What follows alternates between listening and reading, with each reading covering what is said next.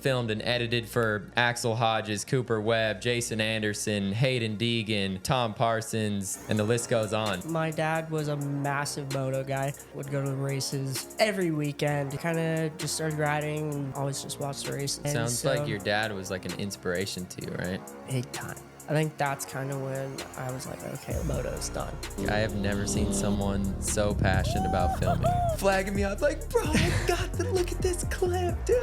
I literally just started working for Gypsy Tales, and it has been unreal. Dude, I'm stoked because I put in the work, and I'm finally getting to the spot where I want to be. My hard drive just takes a shit. Did I just lose everything? Both of our bags were stolen. It's actually called Chaos Theory. One of the best videos I've ever seen. Yeah. Like, you watch it and you're like, damn, they put some time and effort into this thing. You were Axel's main filmer for like 6 months. If I can impact just one person's life and help them go to God, that trip's worth it. All right, welcome to the Moto Mentor podcast, where my goal is to bring people on who have found some sort of success in the moto industry, and for them to not only tell their story, but almost act as a mentor to you, the listener, and to also break down, the mindset, the tactics, the habits, the skills, and the character traits that have helped them get to where they're at today. Today, I'm here with Talon, aka PinnedOut Productions, one of the top filmer, editors, photographers in the moto industry, done projects and filmed and edited for a lot of well-known people in the industry. Axel Hodges, Cooper Webb, Jason Anderson, Hayden Deegan, Tom Parsons, Tyler Berriman, Twitch, Max Volan, and the list goes on. So I'm stoked to have you here. Thanks, man. I'm really pumped to be on. This is awesome. This is really cool. Cool, man. Well, yeah, let's jump right into it. Sweet. I really want to start off by just like hearing your story, how you would describe yourself, and like what's your background and what got you to where you're at today. Yeah, I honestly think it's best to just start from the very beginning. I kind of grew up in moto. My dad was a massive moto guy. He freaking lived in New York, absolutely loved it, would go to the races every weekend. He was a really crappy rider, but he was really good at starts, and he just loved it, loved everything about it, and followed the sport a lot. And he would go to all the pro races, and he would follow guys like Brian Deegan and like all the X Games guys, and he would just love that. And so I just kind of grew up around it, and I literally remember like going to the track with him and going to the desert with him as a kid. And I mean, I was really young, and I just remembered loving it because I just grew up around it. I think I started riding when I think I was about 4, maybe 3 or 4. And got into it young. Yeah, exactly. And so, and then I kind of just started riding and always just watched the races on TV, or, if we would go to Supercross or anything like that. And so, just kind of grew up around it. And Sounds like your dad was like an inspiration to you, right? Dude, big time. And so I actually completely got pushed away from it. And so 2010, my dad passed from cancer. And so my mom sold her bikes, and I just like stopped completely. Had nothing to do with it. And I don't know, I just never really found myself getting back into it. I thought it was just pretty much out and gone for the rest of my life. And so we ended up moving. I pretty much lived in California pretty much my whole life growing up. I was born in Seattle, Washington, moved to Cali when I was 2, lived out there. Up until he passed, moved to Michigan. And then I think that's kind of when I was like, okay, like moto's done. Like I'm having nothing to do with moto. And just kind of pushed away from that. And then we lived there for about, I think, around 2.5 years. And then we just kind of hated it. It was a very small town. We were like, yeah, screw this. Like, we're definitely always like needing to do something and just as a family. And it just didn't really fit us well.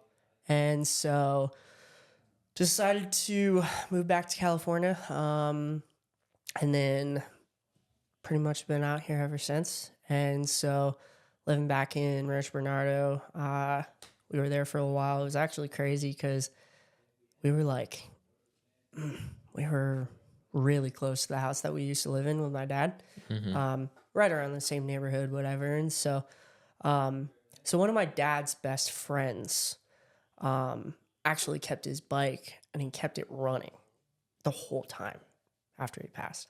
Kept it running, kept it going. And so when we first moved back, we were talking with them or whatever, and he let my brother ride my dad's bike. Keep in mind, my brother was like really small. He was freaking riding my dad's 250.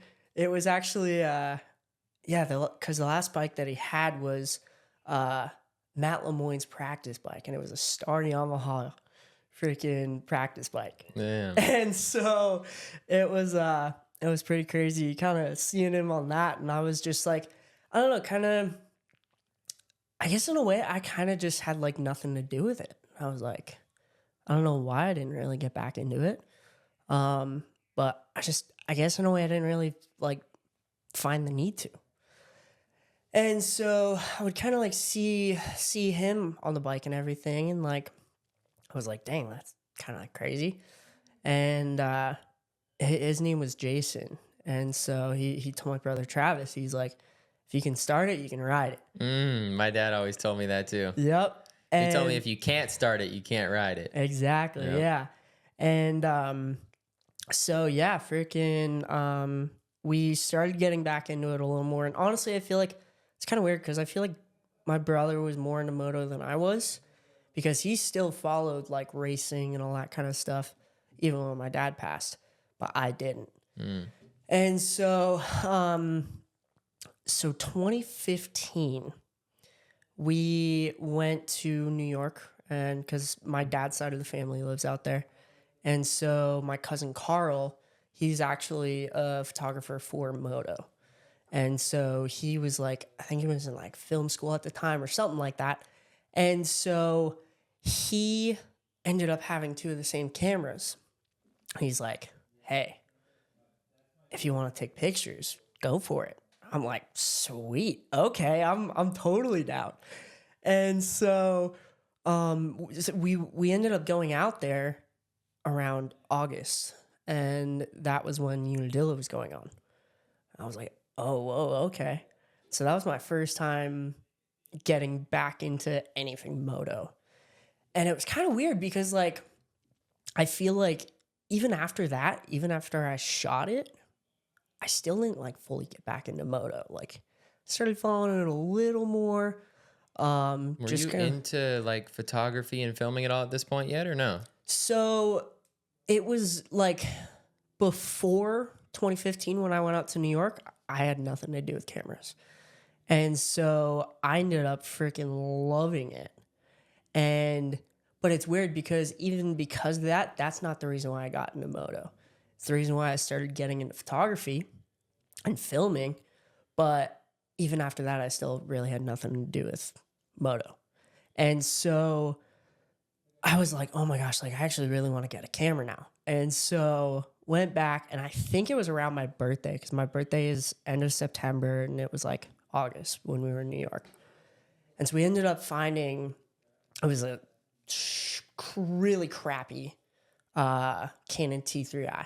Got it used for $300, the whole kit. And that was the same camera that I used. And so I was like, yeah, I want to try this. Like, I loved it. And what year was this?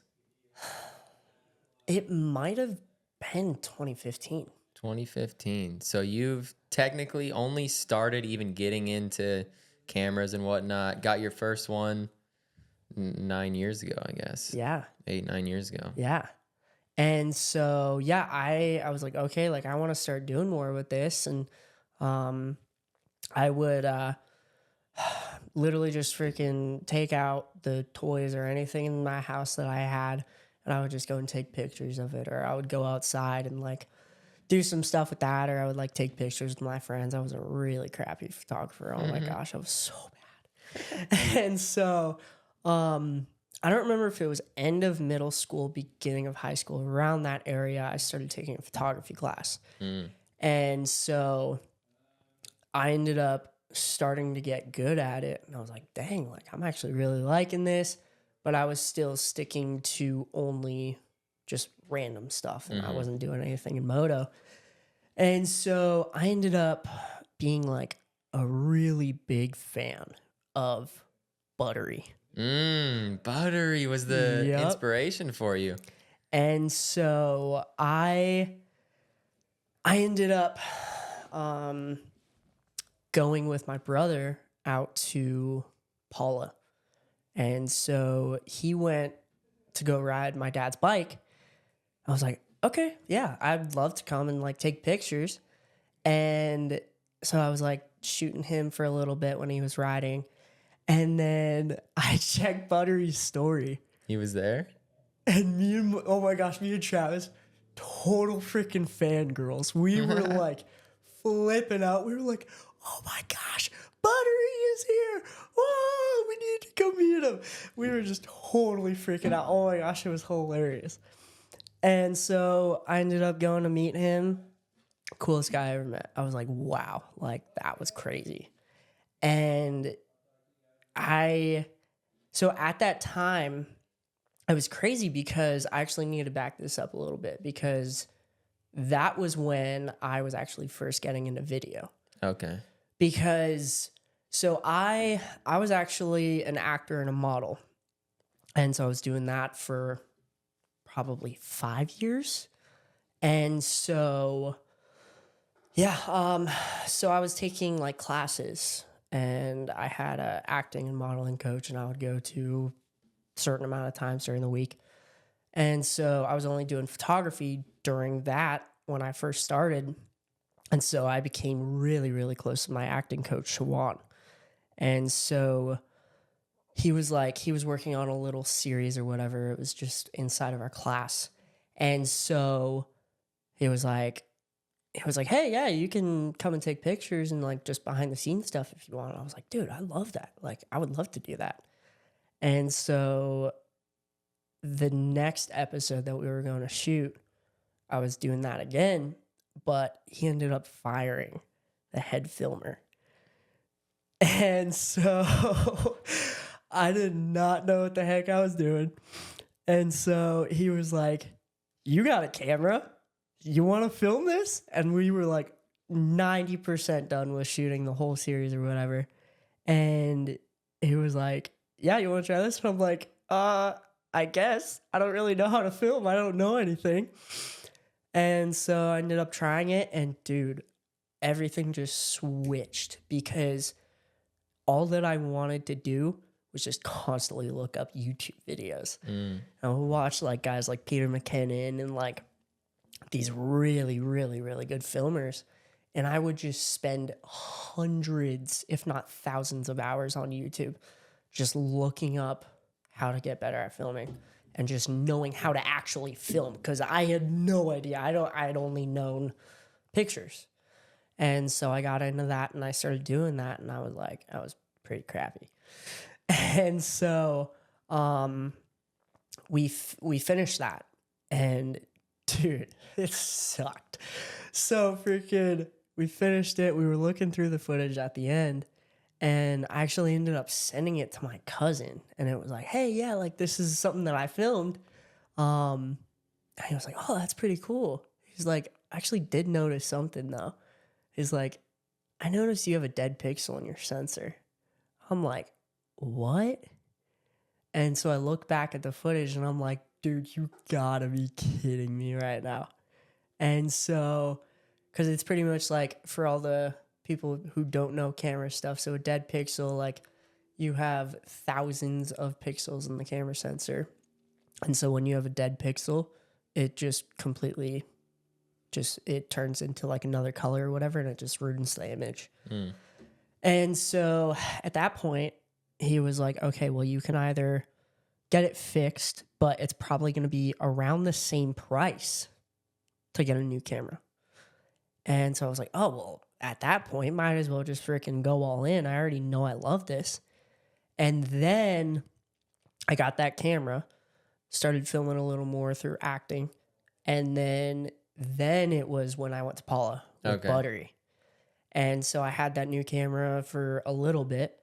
And then I went to go, because it was only, Buttery wasn't riding that day. It was Medium Boy and Lord Tito, because they were hanging with him, whatever. Yeah. And so I filmed him, or I filmed both of them.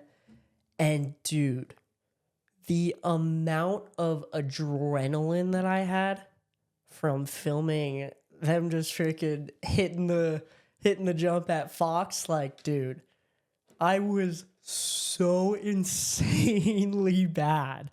Like, it's not even funny how bad I was. But you were stoked on it. I was stoked. And it was just the feeling, and it had sparked back into me. And I was like, oh my gosh, like, I want to do this. And so that's where your passion for filming moto started. Yeah. Which is crazy because I thought it would have been Unadilla. But that had nothing to do with it.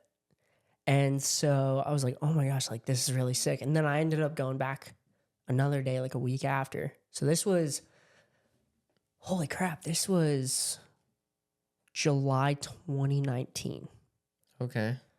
I feel like that's when I kind of started seeing you and your brother at the tracks. Like, I specifically remember seeing you like at Elsinore. Yeah, you guys were out there filming. Yeah. I had never met you yet or anything, but you guys were out there filming, and I think you were with your mom even. Oh yeah. Yeah. Yeah, definitely. Yeah, it's crazy because, like, I mean, we were both like so young. And I mean, we were literally like, because we actually started PinnedOut 2020. Okay. And so the summer of 2019 all the way till the end, it was just me. And dude, I was loving it. I was absolutely loving it. And so it was kind of crazy because I would go to the track. Like, I mean, I was obviously in school. And so I would go to the track as many times as I could during the week. And then so my brother ended up buying boots, used boots, off of Destin Cantrell. And so we ended up talking with him, and like, he was a really cool guy. And so he was like, yeah, man, like, we should film sometime. And I just about shit myself, dude. I was like so stoked. And so it was kind of crazy because it was my dad's birthday. My dad's birthday was January 20th. And that was the day that we started PinnedOut. And so, because then it was like, because my brother ended up getting the same camera as me. And we were like, dude, we should like start something. We can, like, our thing can be like double the angles and, you know, that kind of stuff. And so that's kind of how we got into it more. And so, dude, I was like such a massive fan of the Deegans. My dad was a massive fan of the Deegans. And so we ended up going out to the Deegans because Destin was riding their freestyle setup. And so I hadn't met them then. But I was just stoked to be there. And I was like, bro, what is this? It's like you're a going dream to the right Deegan's now. house to film. Dude, like, yeah. That's so stoked. Yeah. And so, yeah, just freaking ended up just going to film there a lot more. And then that's when I met Vicky Golden. And then, yeah, we would just keep filming with him and like keep making dope stuff. And then we actually, dude, we were like not all that good yet, but we ended up filming a little thing for Alpine Stars. Wow. And this was when we just started. And it was probably like a couple months in. And it was actually for San Diego Supercross. I think it was 2020. San Diego Supercross, and they had like the black and red kit. And it was like the A-Stars helmets and the boots. And so we ended up filming Destin riding with that gear. And then we were so stoked. Freaking A-Stars ended up hooking up us with like some merch and all that stuff. And it was really cool because I think they actually ended up posting it on their Instagram. Wow. And we were so You guys were beginners at this point. Exactly. But yeah. you built these connections just from being at the track, meeting people, film for them, and then all of a sudden you're doing a shoot for Alpine Star, and you're like only a year or two into filming. Yeah. That's crazy. If that. Did you get paid from Alpine Star for that one? No. Damn.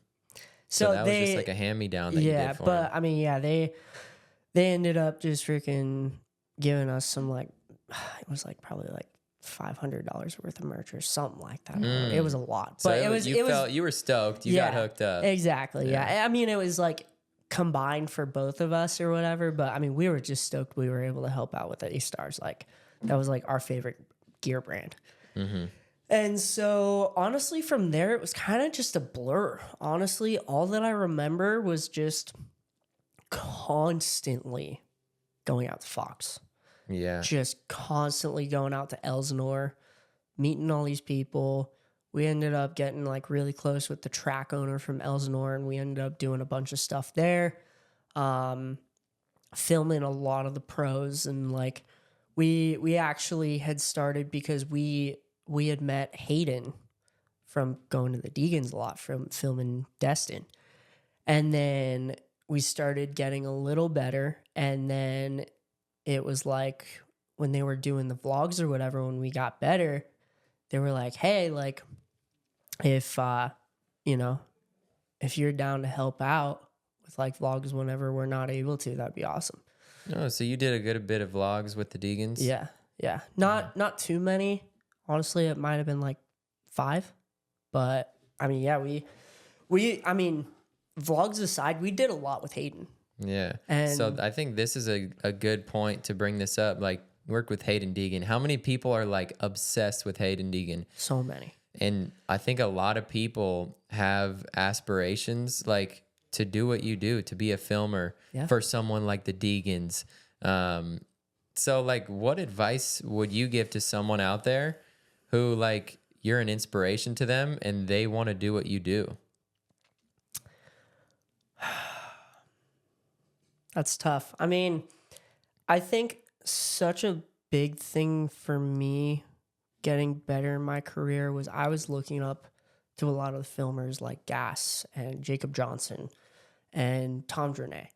And so I think the biggest thing was like whenever I had questions, they would kind of help me with like few little things, whether it was like shutter speed or whatever. And like I would just constantly put out edits. And each time I would see them at the track, they were like helping me out with some stuff. So you were just, a big piece of it was just being at the track so much and building these connections. Exactly. How many days a week would you go to the track in that period where you were like starting out and starting to grow your social media?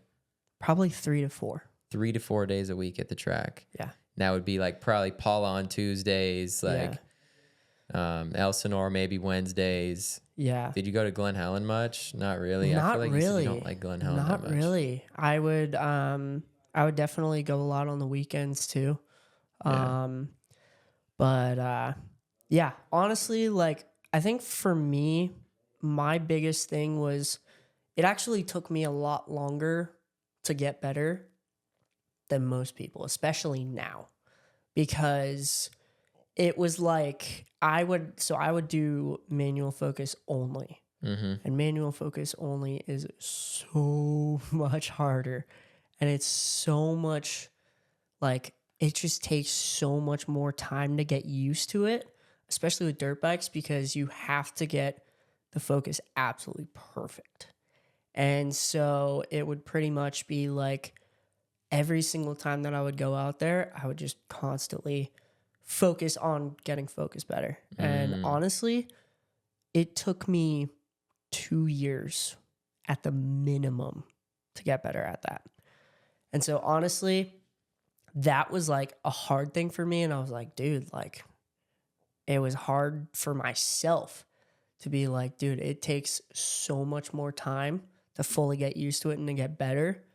But it made me a much better filmer. So that's the biggest thing, in your opinion, is becoming the best filmer possible, putting so much time and effort into just becoming the best you can be and just honing your skills. Exactly. And honestly, I mean, for anyone new coming into it, honestly, like, I think the biggest thing is just going to your local track and meeting everyone that you can possibly meet. Because, I mean, I met so many people that I didn't even realize that I'd be able to meet. And I've been able to go on some insane shoots and like meet all these people. And honestly, the biggest thing is putting out as much content as you can possibly do, even if it's bad. Because putting out work for yourself is the most important thing. And when you do it for yourself to try to get better, you start to notice those improvements of like, I think the biggest thing is like being able to study your footage and go on YouTube. YouTube has everything. And so just, you gotta be willing to put in the time and put in the work. And I mean, whether it's filming moto or not, it takes a lot of hard work. And luckily, cameras are so much better now and they're easier to get used to. And, the cameras are so insanely good. But whether the camera is good or not, it's the filmer. It ain't the bike, it's the rider. Exactly. It ain't the camera, it's the filmer. Yep. And so it's a matter of putting in the time. And if it's something that you truly, truly want to do, because dude, people don't realize how expensive filming and photography and camera stuff is. Dude, it is so expensive. It's not even funny. It's a lot of money. It's a lot of work. But if it is something that you are truly passionate about it, like I am, dude, it's worth it. I mean, I didn't think picking up a camera one day, going to the track would change my life as much as it did. And I've gotten to work for some of the best people that I've ever met. And I mean, I think one of the so I have two really crazy things.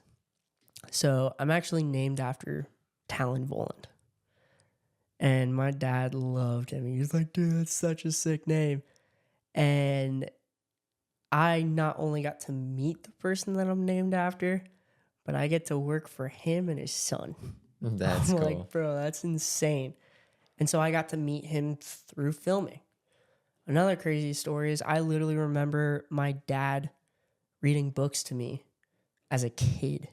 And bro, I was like, I think I was 6, almost 7 when he passed, and I was so young. But I literally remember my dad sitting in my bed with me, like reading me a book about Robbie Madison. And now I'm like family friends with them. And I play Xbox with their kids. And like, they're such an amazing family. And like, it sparks so much more passion. And so if it's something that you truly want to do, and if it's something that you truly want to get into, you better strap in, because it's not for the weak. It really isn't. People think, filming or shooting photos is just pressing a button. It's so much more than that. It really is. And so I think the biggest thing is just getting yourself out to a track or whatever you want to shoot, getting yourself out there, meeting the people, even if you're the worst freaking filmer, photographer in the world. That's what I was. But I loved the feeling so much. And I just had that feeling of constantly wanting to be better and be the best version of myself. And it's crazy because I was literally just talking to Jace from Gypsy Tales about this 2 days ago. And I was like, dude, like, I've been thinking about this, and I'm like, I literally remember imagining the shots that I could get. And I was like, okay, this is where I want to be. I was like, this is where I want to get with my filming. And I have gone light years past what I imagined. And I was looking back at some of my work the other day. I'm like, bro, like I didn't even think that I could get to this level. And I've gotten to work with some of the biggest brands. And dude, it's just so crazy. And so I think another piece of advice is, even if it's something that you don't know if you're passionate about, and if it's something that you're just like, okay, yeah, I want to try it, go for it. It definitely doesn't hurt to try. And if you do find yourself having the passion for it and kind of wanting to get into it, I think the biggest thing is not letting people take advantage of your work, because even now, almost 5 years deep into this, people have still been taking advantage of me, because it's a sucky thing and it happens a lot with the filmers and photographers in the moto world. But you start out by having your work for free. Yeah, you film everybody for free, and then just to try to get better, get the exposure. And then they expect it now. Exactly. Because they're like, oh, well, you used to shoot for me for free. Why would I pay you now? And so every single, not every, but 95% of the people that I would shoot for would all just take advantage of me. And it sucks. But I'm finally at the point where I have a good job. Which is Gypsy Tales, right? Yeah. So I literally just started working for Gypsy Tales, and it has been unreal. It has been amazing. And it's really cool. I mean, I can't even believe that I'm actually working for him, because the funny thing is, so I was out in New York, and me and my cousin went, and we were like, okay, yeah, let's go shoot. This was 2021, and I literally remember when I was there in 2015 the first time. I literally remember seeing my cousin Carl shooting on the other side of the fence, and he was shooting on the track, and I literally thought to myself, I'm gonna be on the other side of that fence one day. 2021, I went out there and I made it happen. I shot for Verb Moto and shot that race. And I was like, wow, that's really cool. And so we ended up doing a little road trip from New York to Budds Creek. And on the way there, that was the first time I had ever listened to a podcast. And it was Jace, and it was Gypsy Tales. And I just remember being like, oh my gosh, like, this is so sick. And like, we even listened to like other podcasts after that, and I'm like, I don't know, I kind of like Gypsy Tales the most. And so I was like, dude, this is just so sick. He seems like such an amazing guy. Like, oh man, like I would love to be on his podcast one day. And now I'm freaking working for him, bro. I'm like, what is going on? Damn. So it's pretty unreal. And I mean, like we got some really big stuff, and it's just, dude, it's so cool. He's such an amazing guy. The whole team is amazing. And I'm only on my third week of working with him, and it's just been unreal. We literally just finished up the 2-stroke build. It was Brandy and versus Gypsy Tales, and that was pretty sick. So it was cool kind of being a part of a bigger project like that. And I mean, dude, we put in work. We put in a lot of work, but it was so fun. And dude, the craziest thing is I went out to Wisconsin because my whole family moved to Wisconsin. And so I decided to stay out in Cali.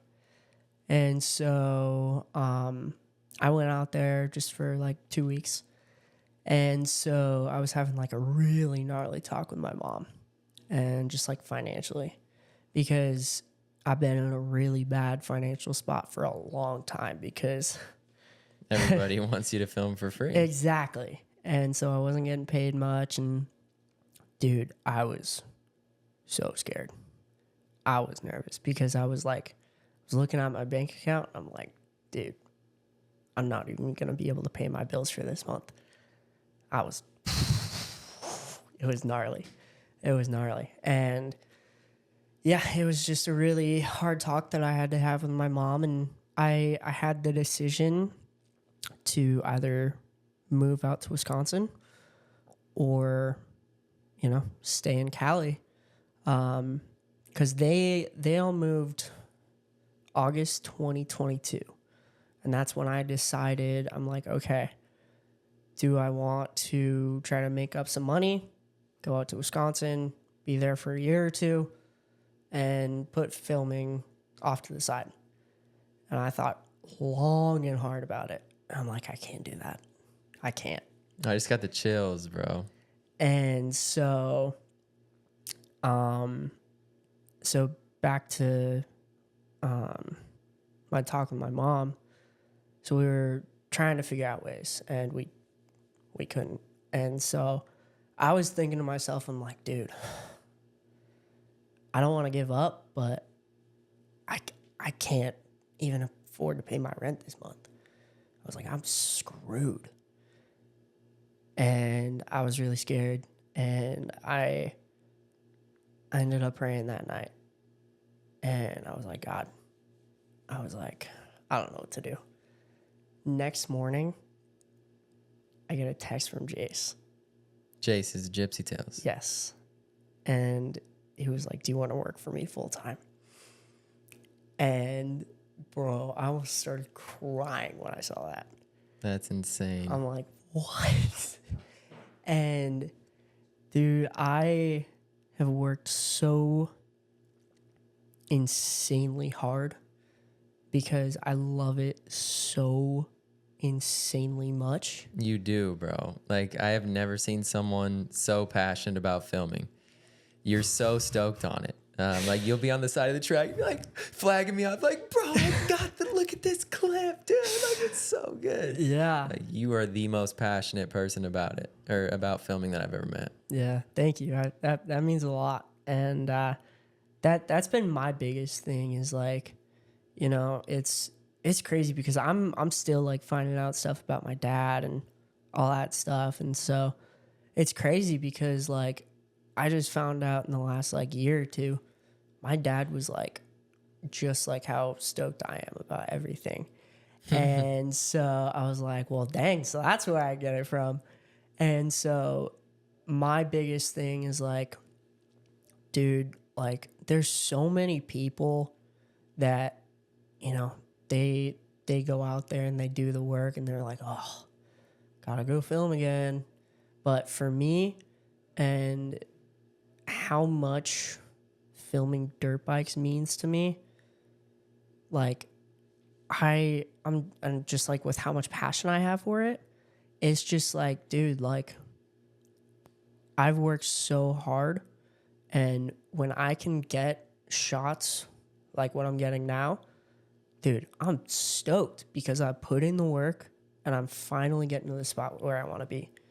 And so it's just like, it's so freaking cool to me because, so I actually, for PinnedOut, not a lot of people know this. PinnedOut is PLP for pop. And made it on my dad's birthday. And the bike in our logo is literally a picture of my dad's bike. It even has the number 71 on it. And so I think it's really crazy because I knew that my dad loved moto so much. But, dude, I didn't even find out until when we moved, when we, as a family, made the decision to move. They went out to Wisconsin. I stayed here.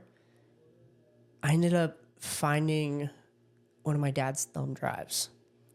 And I was looking through it, and I was like, dude, it's so sick. He had a bunch of random stuff, dude. Oh my gosh, he was the funniest guy ever. Just really random stuff. And one of the folders he had on it was Glen Helen 2008. I was like, wait. I was like, what's this? And it was actually a race. And I'm like, oh, dang, that's cool. So I looked through it, and I literally asked my mom, I was like, wait, Mom, what's this? She was like, oh, yeah, it was pictures that your dad took. I'm like, wait, what? I was like, I didn't know he liked taking pictures. And she was like, oh, yeah, he loved taking pictures. I'm like, how did I not know about this at all? Because that was a big thing for me. I was like, okay, as soon as I found that out, I'm like, dude, I gotta go all in. I was like, I literally told myself, I was like, I want to get to the point where I will be completely happy with where my photos are at. And I've gone way past that, which is an unreal feeling. Because even though I started with photos in the beginning, dude, once I started video, I had nothing to do with pictures. Nothing. I just went full video. Mm-hmm. And then, it just freaking, I was like, okay, I want to start with photos. And, I was working on those a lot and trying to get better. And I think that was like another thing for me that really helped me like get the passion up a little more too. Getting that new thing in there with the photos. Exactly. So yeah, it's just, dude, it's so crazy. And like, I don't know. The biggest thing for me was I have always really, really, really struggled in school. I was bullied my entire life, ever since elementary school to high school. Just didn't really fit in. I was seen as the weird kid, you know? And, I just kind of, once I started acting and filming and all that stuff, I was like, I've finally found something that I love and that I'm good at. I'm like, I don't even really care what people think about me anymore. And that was kind of when things just started taking off. And I'm like, okay, like I don't need to care what people think about me because like I'm doing something that I truly love. And then people started noticing that in me, and then, you know. Mm-hmm. So being able to do something that I'm like good at, because like, and I'm not a cocky person at all. I just know the amount of work that I put in, countless of hours, dude, so many hours put in.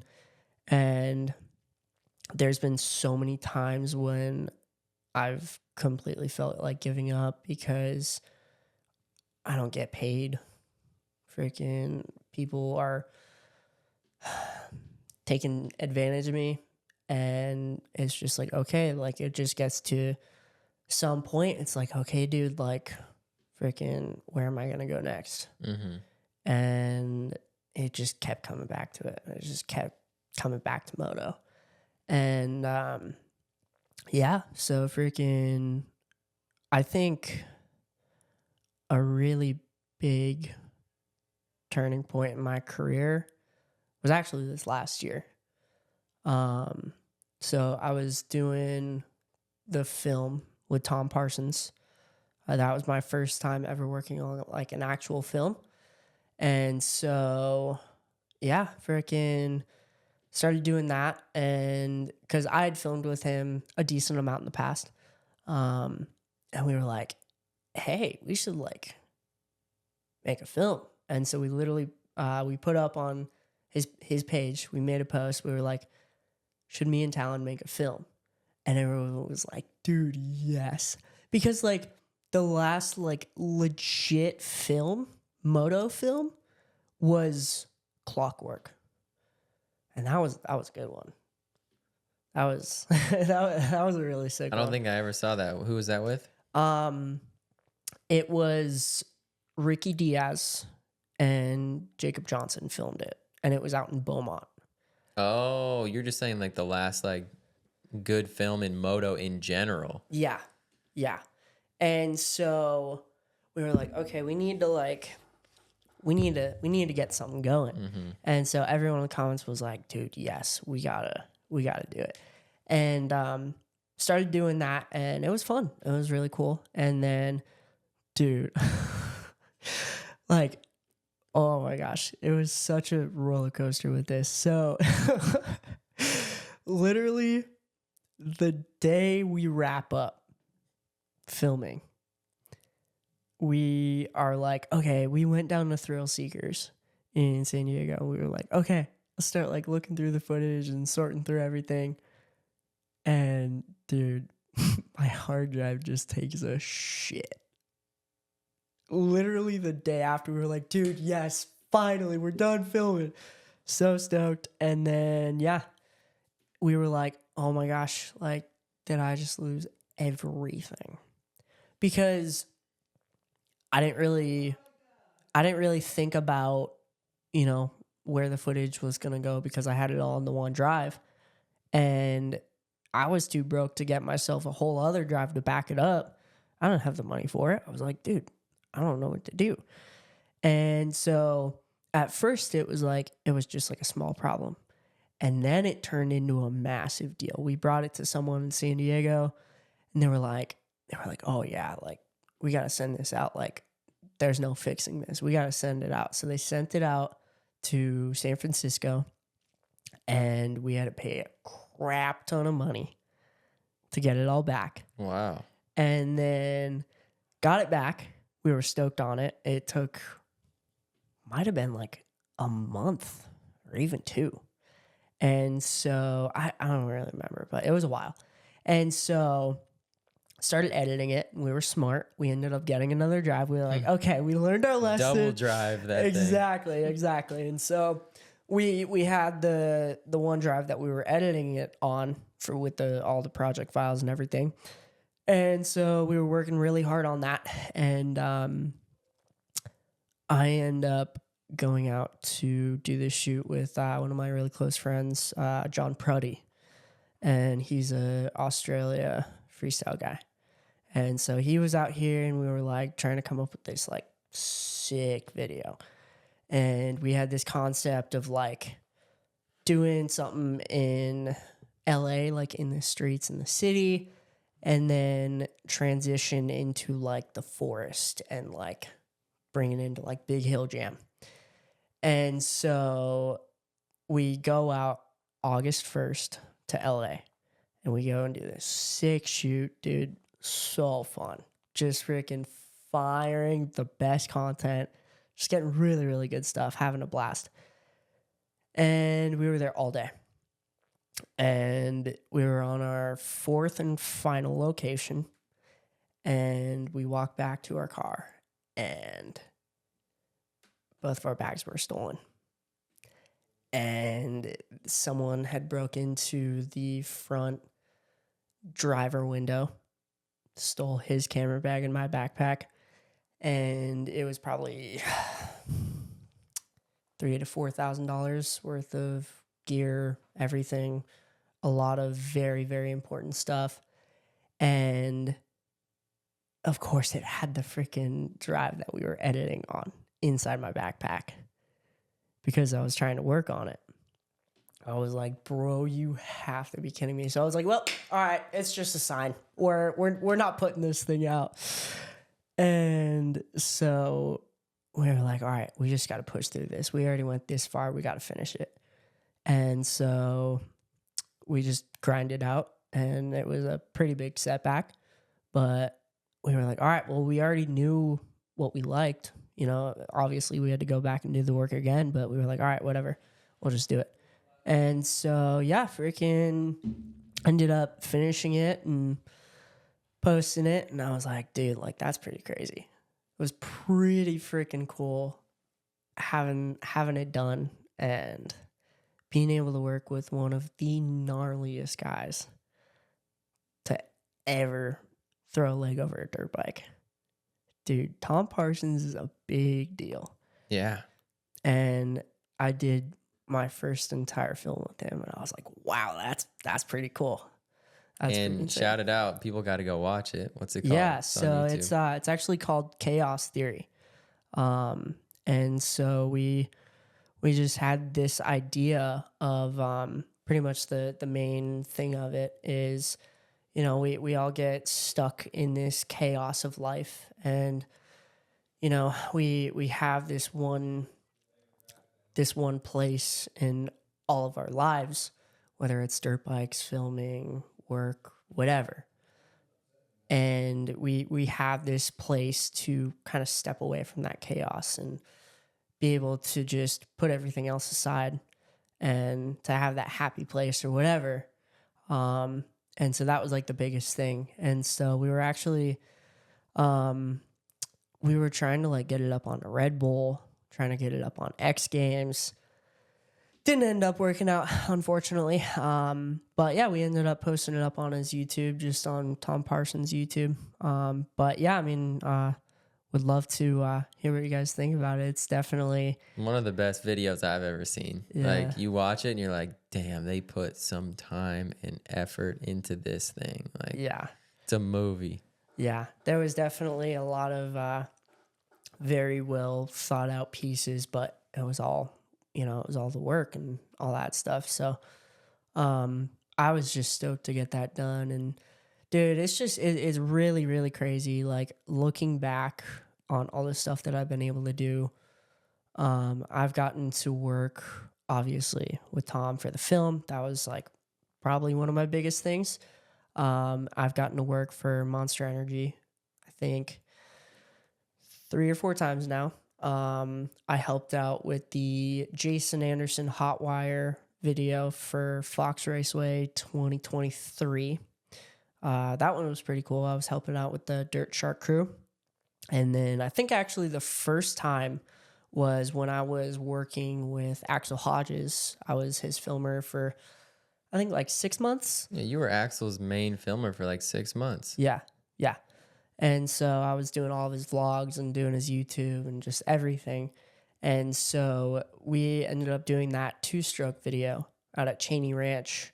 And I was just like filming for his vlog or whatever, just getting some cool shots. And then they were like, hey, can we like use some of your footage? And I'm like, bro, yeah. I'm like, heck yeah. dude, I'm like freaking such a massive like Monster guy. Like I just love the brand. I love the energy drinks. I'm full Monster guy. You drank them too. Oh, I do. Yeah, Monsters are insanely good for me.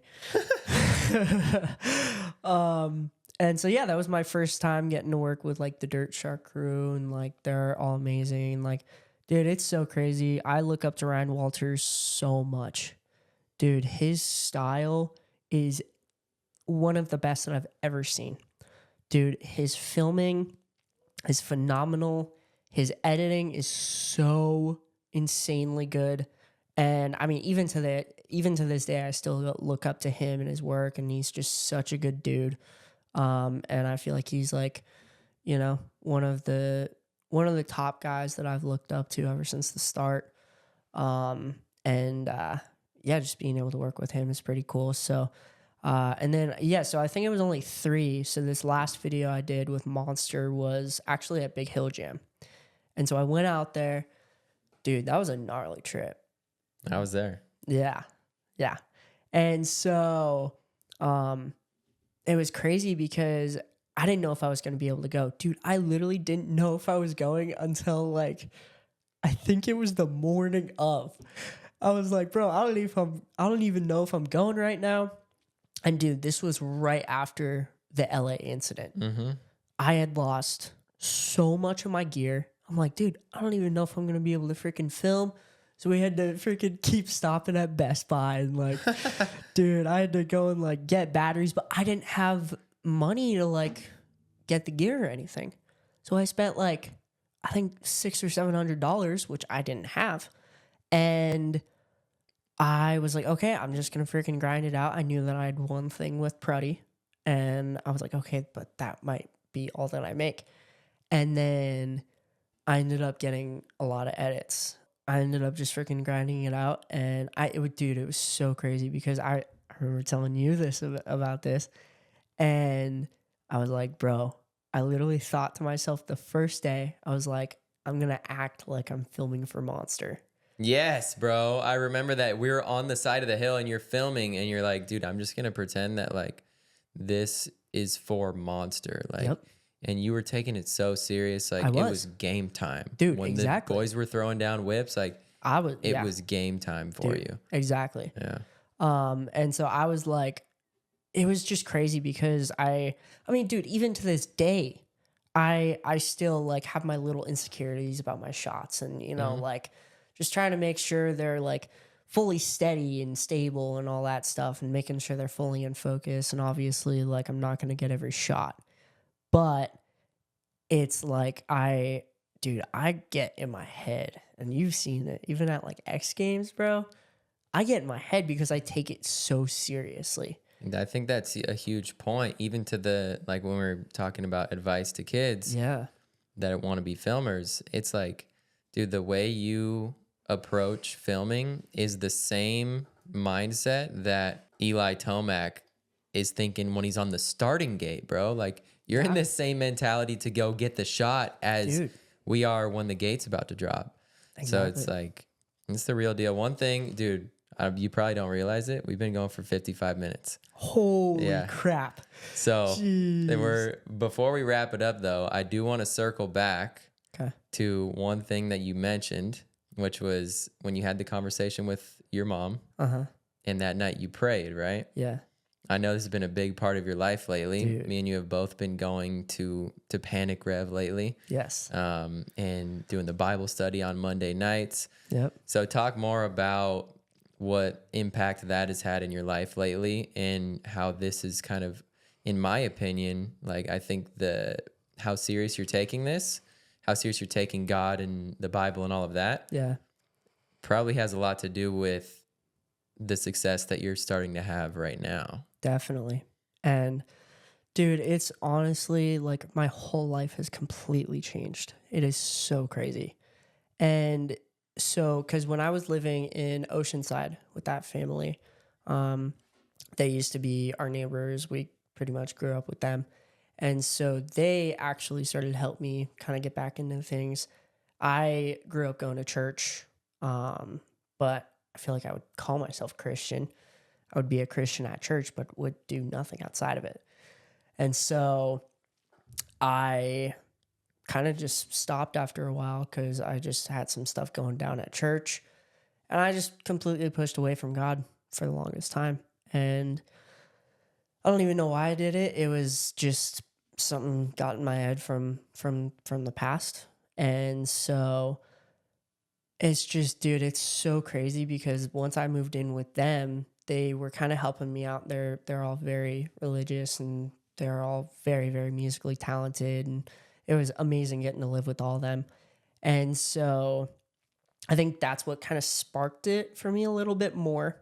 And so it was kind of crazy because I went out to Wisconsin for Christmas, came back, and the first week of January, I'd went to Panic Rev. And dude, it was crazy because I had been following Panic Rev on Instagram for a while. And then I'd always seen Destin doing like the Thursday Thoughts. And I was like, dude, he seems like such a sick guy. I'm like, I'm gonna follow him. Might as well. And dude, it was the weirdest thing because I just had this like voice in my head saying like that I needed to reach out to Destin. And so I think I literally just said like, what's up, man? You just slid in his DMs? Yeah. Nice. And so we started talking because I was like, I don't really know how to like bring this up because I knew that I wanted to get into it more. And so he was so nice and he was like, dude, you should, once you're back, you should come to our Bible studies. We have them every Monday. And he was like, I think you'd love it. And he was like, I would love to have you. I'm like, dude, that is what I need right now. And it is so crazy because I've been going every single Monday since that first week in January. And then obviously I had like 2 or 3 weeks off when I was on my trip. Yeah. but it has completely changed my everyday life, the way I look at things, and it's just such a big part of my life. And I I would always find myself praying for the wrong things, and I still believed in God my whole life, and it was just one of those things that it was like, okay, I need to start taking this seriously. And since I struggled so much in school, I had always really, really sucked at reading books. And I was like, dude, like for the longest time, I was just like, dude, I'm not even going to attempt it, bro. I'm like, there's no point. And I would just make up an excuse for myself. And then I actually started a little before Panic Rev. I had started reading like the verse of the day on the Bible app.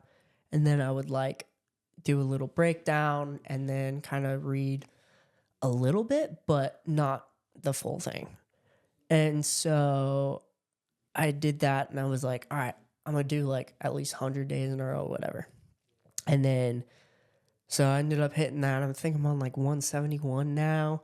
Days straight of reading from the Bible app. Uh-huh. Nice. And so it started changing once I went to Panic Rev. Same. And dude, like, I mean, Destin Dearman, such an amazing guy. He's been helping me out with a lot. But he really like opened my eyes, and a lot of the guys there have opened my eyes.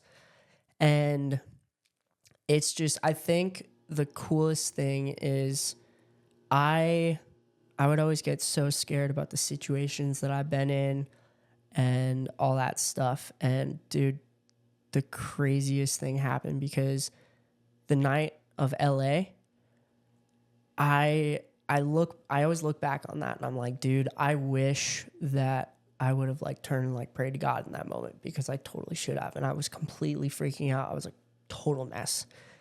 And so I was like, okay, like next time something like that happens to me, I'm like, I'm going to immediately pray, which it's like, you know, that's saying one thing and, you know, trying to actually do it is a whole other story. And so, and it was weird because it wasn't even like the biggest deal, I guess. But when I went out to Wisconsin, one of my suitcases was actually stuck, or it was like, it stayed in the airport. And I'm like, bro, I'm like, crap. And I didn't realize it until I got on the plane. We were like on the takeoff and I'm like, crap. So I was freaking out, having a total anxiety attack. And then I was like, you know what? Wait. I'm like, I remember that's exactly what happened when I was in LA. And I've learned now from going to Panic Rev that when I'm in hard situations, I need to be able to stop no matter what I'm feeling, no matter how anxious I am. And like, even with like film days, dude, like race days, I would get so in my head. I was just so in my head about a lot of stuff. And now I'm like, okay, I need to find myself in those moments and be like, okay, I need to step away from that and I need to be able to stop and pray. And the freaking, cause the suitcase they didn't put a tag on it. And so they just like put it under the thing. And I didn't realize it until then. And it was like a really long day. And so I was nervous, but I was like, okay, I stopped and I'm like, okay, I know that God is bigger than all this, even though I'm terrified, because it had a lot of very valuable stuff in there. I was like, it sounds like a stupid thing, happens all the time, whatever. But that was like the first time it happened to me. And I'm like, okay, like I'm happy that I was able to stop and find myself in that moment. And I mean, other than that, like, even if it was just like, you know, times where I feel like anxious or worried or whatever, just everything in the whole outlook of my entire life has completely changed. And it's so crazy because I feel like I'm a different person in the aspect of like the way I live my life and the way I look at things. And I would always like, dude, I've had so many big opportunities where I've like, dude, I was supposed to go to freaking like Dubai and like for World Supercross, and I was supposed to go to like just all these really, really big things. And like they were very big opportunities for me. And dude, I would get so upset and just so down when it wouldn't work out. And now another thing that I've learned is like, okay, if it doesn't happen, it's obviously because God has a reason that it didn't happen. And like, you know, like I was supposed to be out at Area 52 right now. And I was supposed to be like, you know, out there and all that stuff. And so it's just, I've been able to switch my mindset on my everyday life and also my career. And I've been working on being like, okay, like God is bigger than all this. And I've been trying to use my career and all of the people that I meet to focus on God and putting God first and helping bring people to God. Because, dude, it's crazy because, like, I didn't realize that, like, me going to PinnedOut would start to bring, like, other people to PinnedOut. And, like, even though I'm not the one, like, destined, I'm able to bring them and be like, okay, this is how God has changed my life. This is how God can change your life. And even though it's just me bringing friends into PinnedOut, that could help, that can help someone else just as much as it helped me. And then we can both connect on it and then, you know, just go from there. And so it's just like, I'm just so happy, dude. Like, I would always focus on the wrong things, and I would always try to put my work first. And now that I'm working on my relationship with God, I'm still so new to it. I'm still such a baby, freaking in my walk. I've only read like 3 full books in the Bible, so I'm still new to it. I'm still learning a lot, but I mean, even me and you were just talking about it the other night when we were at freaking Best Buy. Yeah, you know, buying the lights that are shining on us. Yep, exactly. But that's been such a huge thing for me is like, I was always so nervous. I was like, okay, well, I can't really go and like share the Bible because I don't know enough of it. Right. I only know the few stories I was taught in church. I only know freaking Matthew and John. I was like, dude, I don't know. I don't really know how to like go and preach the word, but I realized, and one of the things that John and Destin taught me was like, it's not about that. Yeah, it's just about sharing your experiences, how God's helping you in your life, and then exactly being able to change people through that. And so, dude, it's just I've just been feeling so blessed with this job, dude. It is amazing, and I really feel like things are gonna start changing. They are changing, dude. Like, it's just so unreal, and I'm so blessed.